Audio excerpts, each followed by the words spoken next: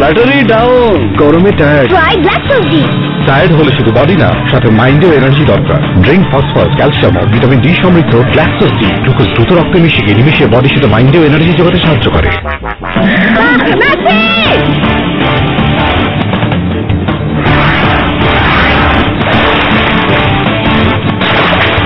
দেখলেন, গ্ল্যাক্সোডি নিমিশে এনার্জি শরীর ও মনে। ঘর চালানো কোনো কোম্পানি চালানোর চেয়ে কম নাকি? কখনো রিন্টু স্কুল তো কখনো টিফিন, এর হিসাব, ওর বিল। সন্ধ্যা হতে হতে মাথা ব্যথা আর ক্লান্তিতে অবস্থা হয়ে যেত এমন। প্রতি সন্ধ্যায় ওকে দেখতাম নবরত্ন তেল লাগাতে। এক সন্ধ্যায় আমিও দিলাম আমলা আর ঘৃতরাজ সহ 9 ধরনের জড়িবুটি সমৃদ্ধ। বাহ, নবরত্ন তেল আমার মাথা ব্যথা, ক্লান্তি আর টেনশন পুরোটাই দূর করে দিল। আর চুলের অবস্থা শুধু দেখতেই পাচ্ছে।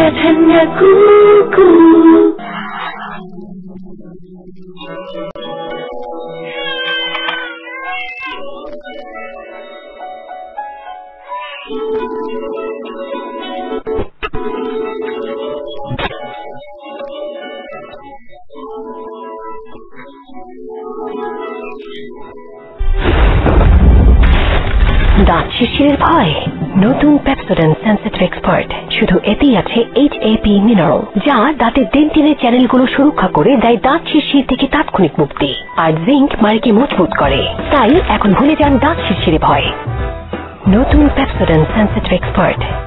ভাই, কয়টা টাকা বাঁচাইতে নিজের বউমের জন্য কেউ খোলা তেল কিনে? খোলা না, প্যারাশুট কিনেন। এটা 100 ভাগ খাঁটি, বাছাই করা নারকেল থেকে মেশিনে। তাহলে বড় বোতলটাই দেন, কারণ পকেটের স্প্রে পরিবার আগে। প্যারাশুট নারকেল তেল বাংলাদেশের 1 নম্বর ব্র্যান্ড।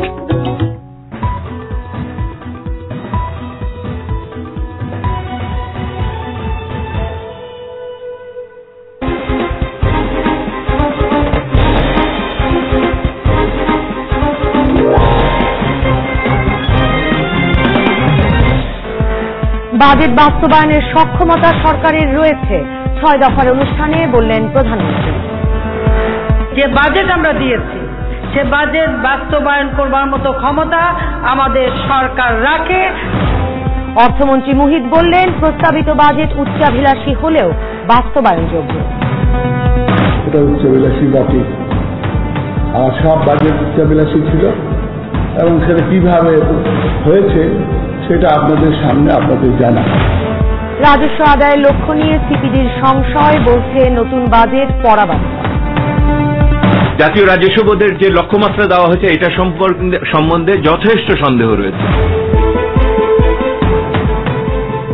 এই ছিল বার্তা কক্ষের সর্বশেষ সংবাদ শিরোনাম।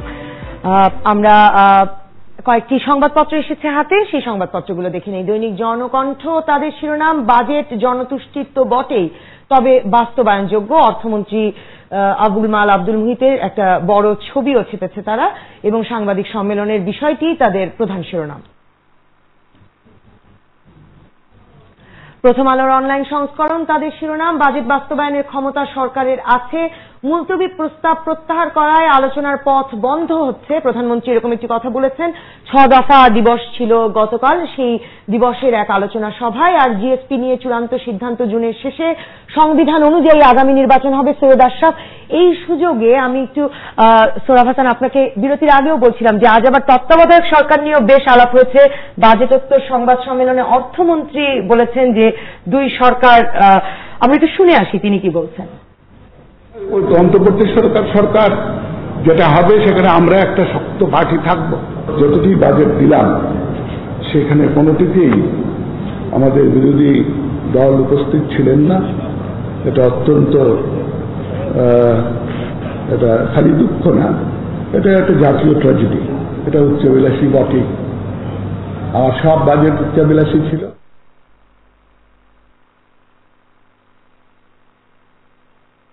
তো সরকারি বাস্তবায়ন করবে এই বাজেট, কারণ নির্বাচনকালীন অন্তর্বর্তীকালীন সরকার যেরকমই হোক না কেন জোট, এই বর্তমান জোটও একটা প্রাধান্য থাকবে তাদের। আর প্রধানমন্ত্রী বলেছেন যে মুলতবি প্রস্তাব তুলে নিয়ে এই নির্বাচনকালীন সরকার নিয়ে আলোচনার পথ বন্ধ হচ্ছে।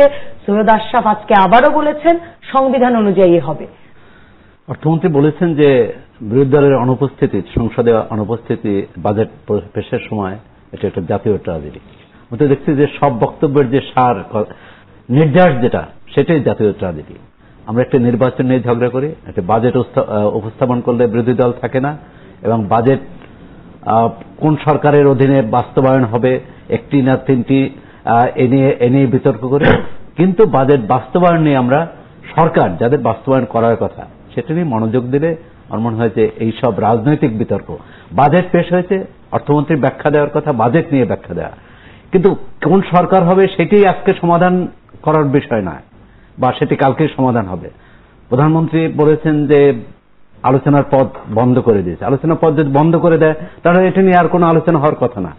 আবার সৈয়দ আশরাফ আওয়ামী লীগের সাধারণ সম্পাদক, তিনি বলছেন যে এখনো সমঝোতা হতে পারে। আবার বলছেন যে অন্যান্য দেশে এই সংবিধান অনুযায়ী সরকার হবে, নির্বাচন হবে। তো সংবিধানের বাইরে কোনো নির্বাচন হয়েছে বলে আমাদের জানা নেই। 2008 সালে যে নির্বাচন হয়েছে সংবিধানের ভেতরেই হয়েছিল। এমনকি 1996 সালে 15ই ফেব্রুয়ারি খালেদা জিয়া যে নির্বাচন করেছিলেন সেটাও কিন্তু সংবিধানের ভেতরে করেছিলেন। এরশাদ 1988 সালে যে নির্বাচন করেছিলেন সংবিধানের ভেতরে করেছিলেন।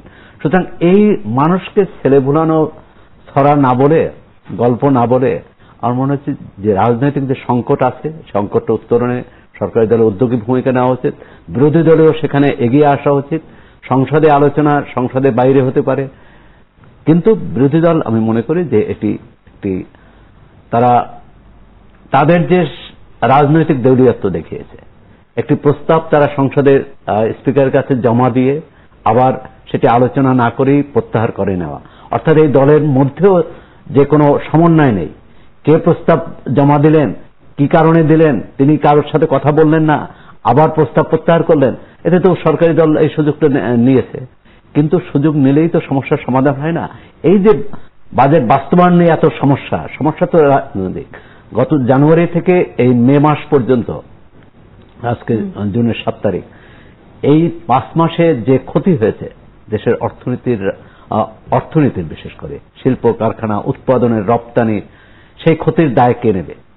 সরকার বলবে বিরোধী দল দায়ী, বিরোধী দল বলবে সরকার দায়ী, কিন্তু এর ভুক্তভোগী হচ্ছে জনগণ, আমরা।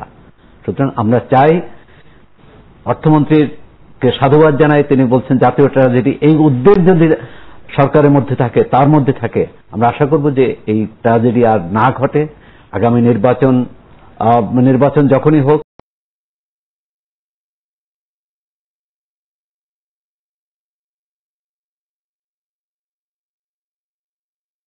আলোচনা করে একটি সমাধানে আসুক। রাজনৈতিক পরিবেশ, একটা স্থিতিশীল পরিবেশ, সেটা তো বাজেট বাস্তবায়ন বলেন, অর্থনৈতিক অগ্রগতি বলেন, সেগুলোর জন্য খুবই জরুরি। যে এ বিষয়ে তো কোনো সন্দেহ নাই, কারণ বাজেটটা তো আপনার টোটাল একটা সামগ্রিক একটা অর্থনৈতিক, রাজনৈতিক, সামাজিক পরিবেশের ভিতরেই আপনি ইমপ্লিমেন্ট করেন। এই জন্য প্রশাসনিক দক্ষতা প্রয়োজন, এই জন্য অনুকূল পরিবেশ দরকার, ওই জন্য বিনিয়োগ বান্ধব পরিবেশ দরকার, প্লাস আপনার ডেভেলপমেন্ট বাজেট আপনি ইমপ্লিমেন্ট করার মতো ডেভেলপমেন্ট অ্যাডমিনিস্ট্রেশনের এফিসিয়েন্সি দরকার। সামাজিক যদি আপনি এই ধরনের রাজনীতি যেটা দেখিয়েছি, রাজনীতির পুনরাবৃত্তি যদি ঘটে, আমার মনে হয় ডেভেলপমেন্ট অ্যাক্টিভিটিও পারসিউ করা সম্ভব না। এমনি দেখেন আমাদের দেশে অনেক সমস্যা রয়েছে, আমাদের ইনফ্রাস্ট্রাকচারাল অবকাঠামোগত দুর্বলতা আপনি জানেন, আমাদের গ্যাস, বিদ্যুৎ এগুলির ব্যাপারে জানেন, আবার আমাদের কমিউনিকেশন সেক্টরে অনেক উইকনেস রয়েছে। তা সত্ত্বেও, এই নানা প্রতিকূলতা সত্ত্বেও আমাদের অর্থনৈতিক প্রবৃত্তি যে পিকচারটা আমরা পাই, এটা আঞ্চলিক প্রেক্ষিতে, আমি আন্তর্জাতিক প্রেক্ষিতে যেতে যাচ্ছি না, সাউথ এশিয়ার পার্সপেক্টিভে, মানে দক্ষিণ এশিয়ার আলোকে এটা বাংলাদেশের পারফরমেন্স অনেক ফার বেটার অ্যাকচুয়ালি। কিন্তু বাংলাদেশের পারফরমেন্স আমি ব্যক্তিগতভাবে বিশ্বাস করি এর চেয়ে আরো অনেক ভালো করা যেত। এর ভিতরে আমি সৌরভ সাহেব উল্লেখ করেছেন, সঙ্গত কারণে উল্লেখ করেছেন, আমরা যদি হলমার্কের মতো স্ক্যান অ্যাভয়েড করতে পারতাম, মাল্টি লেভেল কোম্পানির স্ক্যানগুলি অ্যাভয়েড করতে পারতাম, বা অন্যান্য গভর্নেন্স যেগুলি সেক্টরাল গভর্নেন্স বলেন বা ওভারঅল গভর্নেন্স সংক্রান্ত ইনস্টিটিউশনাল ইস্যুগুলিকে ইনস্টিটিউশনালি অ্যাড্রেস করার মতো মেকানিজম ডেভেলপ করতাম, তাহলে আমাদের প্রবৃত্তি উন্নতি আরো হতো। এত বাধা সত্ত্বেও আমাদের বেসরকারি খাত এই সমস্ত অ্যাবেরেশনস, এগুলি অ্যাবেরেশনগুলি rules of the game violate করে চলা, রুলস এনফোর্স না করে চলা, তা সত্ত্বেও আমাদের বেসরকারি খাত অসম্ভব প্রমিজের এবং আমাদের সঙ্গে এখন যোগ দেবেন ৭১ স্টুডিও থেকে বাংলাদেশ মালয়েশিয়া চেম্বার অফ কমার্সের প্রেসিডেন্ট সৈয়দ নুরুল ইসলাম। সৈয়দ নুরুল ইসলাম, স্বাগত আপনাকে ৭১ জানালে। আপনি কিভাবে দেখছেন এই বাজেটকে, মানে এই বাজেটে বিনিয়োগের সম্ভাবনা, বিনিয়োগের সুযোগ কি কোনো বাড়বে বলে মনে করছেন? ধন্যবাদ নবনীতা। আসলে বিনিয়োগ তো আর মুখের কথা নয়, বিনিয়োগের জন্য আসলে বিনিয়োগের পরিবেশ দরকার। অনেকে বলে যে বিনিয়োগের পরিবেশ বাংলাদেশে নেই, আমিও তাদের সাথে অনেকাংশে একমত। কারণ বাংলাদেশের বিনিয়োগের সবচেয়ে বড় ঝুঁকি, সবচেয়ে বড় চ্যালেঞ্জ সেটা হচ্ছে আগামী দিনে রাজনৈতিক অসহিংসতা, রাজনৈতিক ভায়োলেন্স, এগুলোকে মাথায় রেখে যদি আমি বলেন, আসলে বাংলাদেশে যত ভালো বাজেটই দেন না কেন, যত বিনিয়োগ বান্ধব বাজেটই দেন না কেন, কোনো বাজেটই বাস্তবায়িত হবে না যদি আপনি রাজপথে বন্ধ রাখেন, হাজার হাজার মানুষের হাতে লাঠি দিয়ে বাসে আগুন জ্বালাবেন, ঢাকা চট্টগ্রামের ব্যাকবোন অব দ্য ইকোনমিকে বন্ধ করে রাখবেন, আগামীকাল কি হবে জানি না, আগামী 1 বছর কি হবে জানি না, সবগুলো যদি আপনি বিচার করে বলেন যে বাজেট ভালো হলেও সেটা কিন্তু বিনিয়োগ বান্ধব হবে না। তাই একজন ইনভেস্টর হিসেবে, একজন ব্যবসায়ী হিসেবে, একজন ব্যবসায়িক নেতা বলেন বা কর্মী হিসেবে আমি জনগণের মাধ্যমে সরকার বা বিরোধী দল বা রাজনৈতিক নেতৃবৃন্দকে একটা কথাই বলার চেষ্টা করব, আপনারা যত ভালো বাজেটই দেন না কেন, সেখানে বিনিয়োগ বান্ধব বাজেট তখনই হবে যখন বিনিয়োগযোগ্য পরিবেশ বাংলাদেশ থাকবে। এখন আসেন বাজেট, যে ঘোষিত বাজেটে আসলে বিনিয়োগ বান্ধব কিনা। বিনিয়োগ বান্ধবের জন্য অনেক ফ্যাক্টর কাজ করে, যেমন গভর্নমেন্ট চেষ্টা করেছে আমাদের প্রাইভেট সেক্টরকে এনকারেজ করার জন্য। আমাদের মেশিনারিসের উপরে ইম্পোর্ট ডিউটি 3 থেকে 2 করা হয়েছে। আমাদের ইন্টারমিডিয়েট প্রোডাক্টগুলো, র মেটেরিয়ালসগুলোর ইম্পোর্ট ডিউটি 12 থেকে 10 করা হয়েছে। আমাদের ইনকাম ট্যাক্সের অনেক অ্যাডজাস্টমেন্ট করা হয়েছে। সবকিছু মিলে আমি মনে করি গভর্নমেন্ট চেষ্টা করেছে বিনিয়োগ বান্ধব একটি বাজেট দেওয়ার জন্য। কিন্তু সবচেয়ে বড় ইম্পর্টেন্ট একটা জিনিস হচ্ছে, সেটা হচ্ছে যে আমাদের যে কস্ট অফ ফান্ড, সেই কস্ট অফ ফান্ড সম্পর্কে মাননীয় অর্থমন্ত্রী তেমন কিছু বলেননি। 18% বা 20% লেন্ডিং ইন্টারেস্ট দিয়ে সেখানে আপনি বিনিয়োগ হবে, সেটা আমি বিশ্বাস করি না। গত 6 মাস বা 8 মাসের প্রাইভেট ইনভেস্টমেন্টের কথা দেখেন, আমরা নর্মালি 22% বিনিয়োগ দেখতে অভ্যস্ত, সেখানে আমরা বিলো 19, এখন 16-17% বিনিয়োগ হয়েছে। এটার মূল কারণটাই হচ্ছে ইনফ্লেশনকে কন্ট্রোল করার জন্য বাংলাদেশ ব্যাংক গত 2 বছর যেভাবে সংরক্ষণমূলক মুদ্রানীতি প্রণয়ন করছেন, ইমপ্লিমেন্ট করার চেষ্টা করছেন, সেটার জন্য বিনিয়োগ হচ্ছে না। আমি জানি না ওনারা বুঝেন কিনা, inflation and development live together, sleep together, work together. ওনারা ডেভেলপমেন্টকে বন্ধ করে ইনফ্লেশন কন্ট্রোল করার চেষ্টা করছেন, তাতে দেশের কতটুকু লাভ হচ্ছে আমি জানি না। তাই আমি মাননীয় অর্থমন্ত্রীকে বলবো, বাজেট বক্তৃতায় উনি যে কথা বলেছেন যে বিনিয়োগ বান্ধব বাজেট, সেটা সত্যি প্রমাণিত হবে যদি কস্ট অফ ফান্ডকে ওনারা মিনিমাইজ করে সিঙ্গেল ডিজিট, আমি আশা করি না, অন্তত 12-13% যদি নিয়ে আসার চেষ্টা করেন। আর অবশ্যই রাজনৈতিক স্থিতিশীলতা, আগামী দিনগুলো আমরা কিভাবে কাটাবো সেটা যদি নিশ্চিত হতে না পারি। নুরুল ইসলাম, পদ্মা সেতুতে তো সরকার একটা বড় বরাদ্দ রেখেছে এই বাজেটে, এবং আমরা তো একসময় শুনছিলাম যে মালয়েশিয়াও সংশ্লিষ্ট হতে পারে এই পদ্মা সেতুর সঙ্গে, এমন সম্ভাবনা তো ছিল জোরে সোরে। হ্যাঁ নবনীতা, ইট ওয়াজ অলমোস্ট ডিসাইডেড যে মালয়েশিয়ান যে প্রপোজালটা দিয়েছিল সেখানে আমি যতটুক জানি, কারণ বিভিন্ন অকেশনে মালয়েশিয়ান যে দূত সামি বেলু উনি কাজটা করেছেন, উনি কনফিডেন্ট মনে হয়েছিল আমার কাছে। কিন্তু পরবর্তীতে আমরা যখন চিন্তা করলাম না আমরা আবার ওয়ার্ল্ড ব্যাংকের কাছে ফিরে যাব, আপনি হয়তো বুঝেন বা জানেন গভর্নমেন্টে কিন্তু 2টা রিপ্রেজেন্টেটিভ থাকে, এটা হচ্ছে আপনার public representative and world bank representative. আমাদের ওয়ার্ল্ড ব্যাংক রিপ্রেজেন্টেটিভ এবং পাবলিক রিপ্রেজেন্টেটিভের কষাঘাতে আমাদের শেষ পর্যন্ত আমরা মালয়েশিয়া থেকে মুখ ঘুরিয়ে আমরা ওয়ার্ল্ড ব্যাংকে গেলাম, ওয়ার্ল্ড ব্যাংক আমাদেরকে দিল না। এখন আমরা নিজস্ব অর্থায়নে পদ্মা সেতু করার চেষ্টা করছি। মালয়েশিয়ান প্রপোজালটা কিন্তু এখনো ভ্যালিড আছে। এখন depend whether we will take this proposal or not. এটা নিয়ে আসলে মালয়েশিয়ার পক্ষ থেকে কোনো দেন দরবার করা হয়নি। আমি যতটুকু জানি যে মালয়েশিয়ান কাউন্টার বিজনেস চেম্বারের জয়েন্ট চেম্বারের প্রেসিডেন্ট হিসেবে আমি যতটুকু জানি মালয়েশিয়া কিন্তু এখন আমাদের কাছে প্রস্তাবটা রেখেছেন। এখন সেই প্রস্তাবে আমরা কতটুক নেব। আমি কিন্তু প্রথম থেকে একটা জিনিস বিশ্বাস করি, বাংলাদেশ কিন্তু নিজস্ব অর্থায়নে পদ্মা সেতু করতে পারে। আপনি দেখবেন বাংলাদেশের reserve, foreign currency reserve is $15 billion.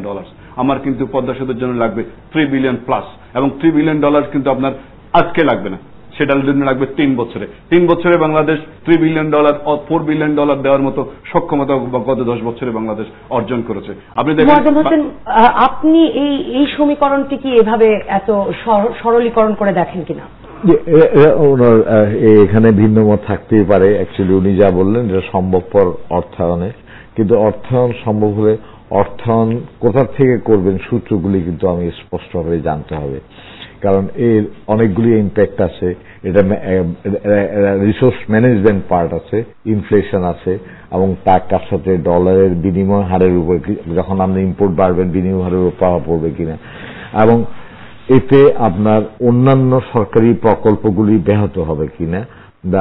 আমাদের মূল লক্ষ্য হওয়া উচিত চলমান প্রকল্পগুলিকে যত তাড়াতাড়ি সম্ভব কমপ্লিট করা, যাতে এদের কস্ট ওভার দ্য ইয়ার্স আর না বাড়ে। আমাদের প্রায়োরিটি খাতগুলি যাতে আরো পদ্মা সেতুর, আমি পক্ষে পদ্মা সেতু করা উচিত, নিজস্ব অর্থায়নে করুন বা ইয়ে করুন, তবে হার্ড টার্ম বোরিং এর মাধ্যমে করা ঠিক না, এটা আমি পছন্দ করি না। কারণ সরকার তো এবার আভ্যন্তরীণ ঋণ গ্রহণের উপর খুব নির্ভরশীল, এটা কিরকম প্রভাব ফেলে, মানে ব্যবসা, বিনিয়োগ? উনি একটা কথা বলছেন, আমার মনে হয় ওনার প্রসঙ্গতে উল্লেখ কস্ট অফ ফান্ড। আমি কস্ট অফ ফান্ডকে আলাদা, কস্ট অফ ডুইং বিজনেস বলতে হবে আমাকে। Cost of fund is one expect.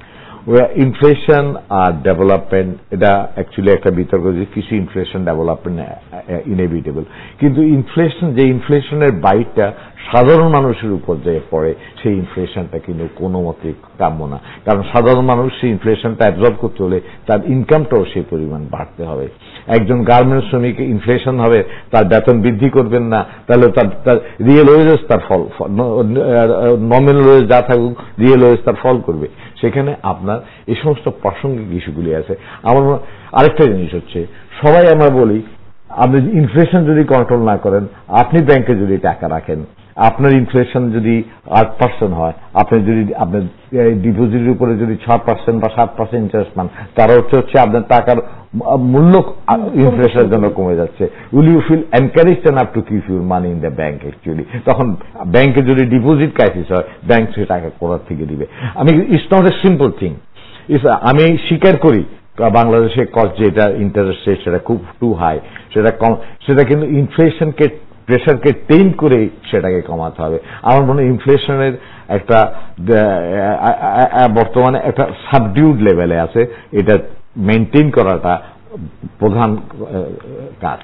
Sohrab Hasan, এই যে বিনিয়োগের পরিবেশ নেই, বিনিয়োগ বাড়ছে না, তাই বাংলাদেশের প্রবৃদ্ধি বাড়ছে না, অগ্রগতি বাড়ছে না, এগুলো নিয়ে তো নিয়মিতই লেখা হয়, কিন্তু বিনিয়োগের পরিবেশ কি আশানুরূপ ভাবে ভালো হচ্ছে বলে আপনি মনে করেন? মানে একজন সাংবাদিক হিসেবে, ব্যবসায়ী মনে করছেন না? না, গত 5 মাসের যে অভিজ্ঞতা, দেশের রাজনৈতিক যে সংঘর্ষ চলল, তাতে তো বিনিয়োগের পরিবেশ ভালো এতে বলা যায় না। আরেকটা হচ্ছে অনিশ্চয়তা। এই মুহূর্তে সংঘর্ষ আছে, আগামীকাল, আগামী মাসে, পরের মাসে কি হবে সেটি জানি না। এই অনিশ্চয়তা কিন্তু এ কারণে দেশীয় বিনিয়োগকারীরাও যেমন উৎসাহিত হবে না, বিদেশিরাও আসবেন না। তো সুতরাং বিনিয়োগের পরিবেশ রাখার প্রধান দায়িত্ব সরকারের, এবং তার সাথে তার যারা সরকারের প্রতিদ্বন্দ্বী বিরোধী দল তাদেরও। সেই কারণে একটি রাজনৈতিক সহিষ্ণু পরিবেশ দরকার। আরেকটু বলছেন যে অর্থমন্ত্রী, আমি এই সুযোগে আরেকটা কথা বলি, ঢাকা চট্টগ্রাম মহাসড়ক বন্ধ হয়ে থাকে এটা বলছি, কিন্তু আমরা ওই 4 লেনের কথাও কিন্তু বহু বছর, না 4 লেন বন্ধ, কিন্তু ঢাকা চট্টগ্রাম হরতাল করে বন্ধ করা বা যে কোনো রাজনৈতিক কর্মসূচি বন্ধ করা, এটি তো সুষ্ঠু পরিবেশের কথা না। এটা শুধু রাজনীতি না, অর্থনৈতিক চালিকা শক্তি যেটা, সেটা তো স্বাভাবিক যে গতি সেটাও তো থাকে না। এবং গত ধরেন প্রায় 80 দিন না 90 দিন হরতাল হয়েছে কেন্দ্রীয় এবং বিভিন্ন আঞ্চলিকভাবে, তাতে অর্থনীতির যে স্বাভাবিক গতি সেটি কিভাবে থাকবে? আরেকটা হচ্ছে অর্থমন্ত্রী বলেছেন যে তিনি সবাইকে সন্তুষ্ট করতে চেষ্টা করেছেন, জনসন্তুষ্টির বাজেট, কিন্তু অর্থমন্ত্রী বোধহয় একটি খাতকে মানে একটি শিল্পকে তিনি সন্তুষ্ট করার চেয়ে অসন্তুষ্ট করতে চেয়েছেন এবং তাদের বোধহয় কিছুটা শাস্তিও দিতে চেয়েছেন, সেটা হচ্ছে সংবাদপত্র। সংবাদপত্রের উপর বিশেষ করে নিউজ প্রিন্ট আমদানির উপর যে শুল্ক কর রেয়াত দেওয়া হয়েছিল সেটি আবার পুনর্বহাল করা হয়েছে, যে কারণে এই শুল্ক কত 22 থেকে এটি বেড়ে 7% 23 থেকে 27% হবে এবং টাকার উপরে 64% মতো 64% মানে কমার্শিয়াল রেটে, তার মানে অনেক পত্রিকা বন্ধ হয়ে যাবে, বন্ধ হওয়ার উপক্রম অথবা এর দাম সাধারণ পাঠক বা গ্রাহকদের উপর পড়বে। আমি জানি না যে অর্থমন্ত্রী কিভাবে এতে সন্তুষ্ট করলেন যে বাজেটে সংবাদপত্র। এটা আমি একটু অ্যাড করব, আপনি এটা এমন এক সময় করেছেন তখন আপনি ডিক্লেয়ার করেছেন সংবাদপত্র শিল্পটা একটা শিল্প হিসাবে আপনার, এবং শিল্প হিসাবে কিন্তু নিউজ প্রিন্ট আমার জন্য ইনপুট র মেটেরিয়াল। আমার সেই র মেটেরিয়াল এখন একটা যুক্তিকরণ করা হচ্ছে, সেখানে বলা হচ্ছে দেশে 67 আমাদের এখানে নিউজ প্রিন্ট কারখানা আছে, এরা 4 লক্ষ টন উৎপাদন ক্ষমতা, তারা এখন সরবরাহ করে থাকেন, চাহিদা মিটান 1,20,000, এখানে অ্যাক্সেস ক্যাপাসিটি। কিন্তু আমার একটা ইস্যু আছে, আমার ইস্যুটা হচ্ছে প্রাইসিং এর ফলে এফেক্টেড হবে কিনা এই ইয়ের জন্য দেশের নিউজ প্রিন্টে তারা এই শুধু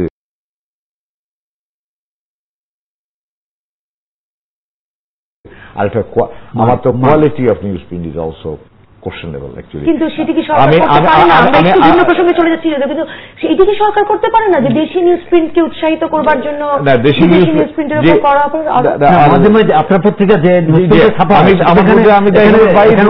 আমার তো সুইডেন থেকে কাজ আনতে হবে, কারণ এটা আপনি জানেন আমরা লন্ডন সিলেট ফাইন্যান্সিয়াল টাইমসের এবং সব বিজনেস সেকশন কিন্তু মেজর নিউজ পেপারের এখন কিন্তু ঢাকা তো পিং এর দেখেন, এটা আমি তো ওই কোয়ালিটির কাগজ আমি এখানে এইটা প্রডিউসও করে নাই। এখন এটা ইন্ডাস্ট্রি স্পেসিফিক ইস্যু, আমি স্পেসিফিক ইস্যু তো না যে সৌরভ কাইন্ড এটা ইয়ে করেছেন, ঠিকই করেছেন। তো আমি একটা কথা নিবেদিতা এখানে যোগ করতে হবে, cost of doing business ranking এ বাংলাদেশের অবস্থান খুব বেশি উন্নত হয়নি অ্যাকচুয়ালি। বিজনেস এনভায়রনমেন্ট সবচেয়ে important, I'm not interested, policy stability আমার জন্য ইম্পর্টেন্ট। পলিসি আপনার ফ্লিপ ফ্লপস বলে, এটা আসছে এটা আবার চেঞ্জ করবেন আবার চেঞ্জ করবেন, consistency of policy is very important in a democracy. Government may come may go. আর কিন্তু আমি আরেকটা জিনিস দেখি, এই বিষয়টিতেই আমরা নুরুল ইসলামের কাছেই যাবো যে কস্ট অফ ডুইং বিজনেসের কি অবস্থা আর বিনিয়োগ পরিবেশেরই বা কি অবস্থা, জনতুষ্টির বাজেট আপনাদের তুষ্ট করতে পারলো কিনা। একটা ছোট্ট বিরতি।